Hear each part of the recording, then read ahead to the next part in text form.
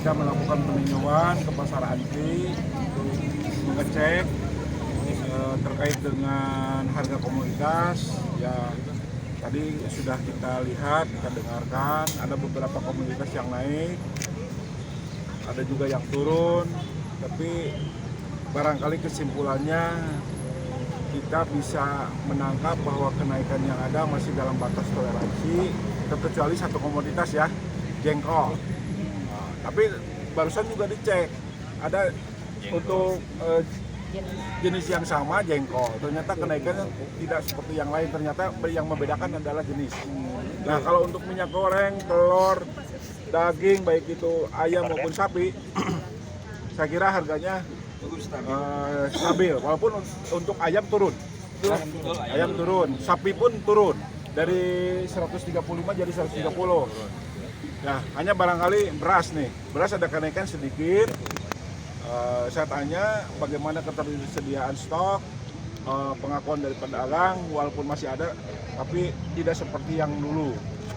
Jadi artinya untuk suplai barang atau beras ini harus kita pastikan bisa lancar. Ya. Penyebab kenaikan beras ini kenapa, Pak? Kita akan analisa ya, tapi ini mungkin juga terkait dengan musim, karena terus-terusan hujan kan, ya. Tapi kita akan coba koordinasi dengan Bulog, karena yang tahu persis soal ini barangkali Bulog ya. Pak, tapi tadi dari pedagang keluhannya stok sudah mulai menipis juga, Pak. Ya. Ini gimana nih? Ya inilah, ini ya yang berhasil kita ungkap mengenai beras ya, bahwa ketersediaan beras ini walaupun masih ada untuk supply ini agak sedikit terhambat.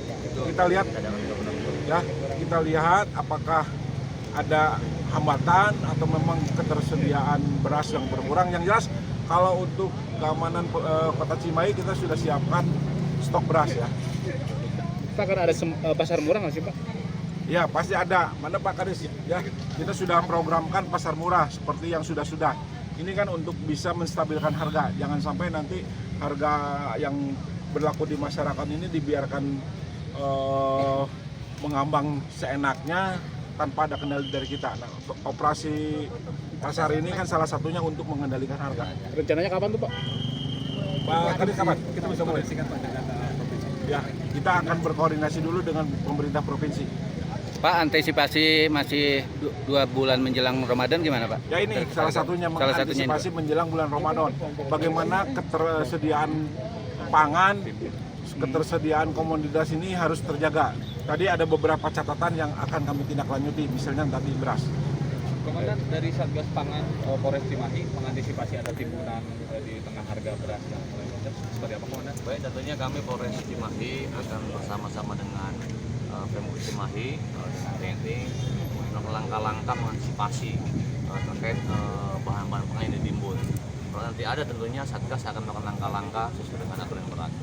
Sejauh ini tidak ada temuan kemarin untuk sejauh ini, Kita meskipun masih sudah terus berkurang gitu. berpatroli dengan dinas terkait untuk mengantisipasi ini.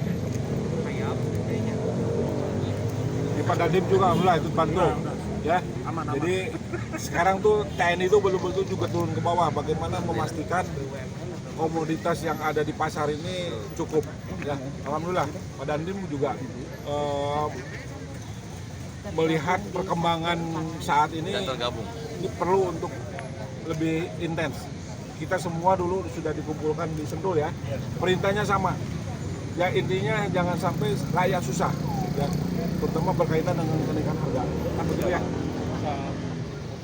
Demikian Ahyat Ria di Sri TV dari Cimahi mengabarkan.